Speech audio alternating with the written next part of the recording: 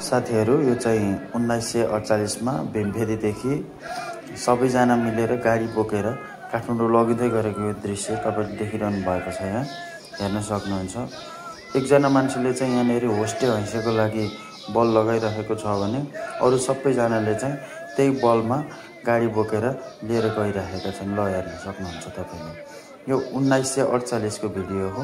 हेर्नुस् गाडी बोकेर लिएर गइराख्नु भएको छ। हाम्रो पुर्खाले यसरी गाडी बोकेर काठमाडौँ लिएर जाँदै गरेको यो भिडियो देखेर मलाई पनि अचम्म लागेको छ। कस्तो थियो है, अहिले कस्तो भयो। यहाँहरुलाई यो भिडियो कस्तो लाग्यो हेरेर सुनेर प्रतिक्रिया दिनु होला। राम्रो लाग्यो भने कमेन्ट पनि गरिदिनु होला।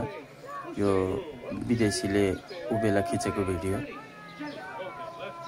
कहिलेकाहीँ हामीले पुरानो कला संस्कृति हाम्रो पुरानो चीजहरु कस्तो हुँदो रहेछ भन्ने कुरा पनि थाहा पायौं बुझ्यौं जस्तो लाग्छ। लाइक कमेन्ट शेयर गरिदिनु होला है त।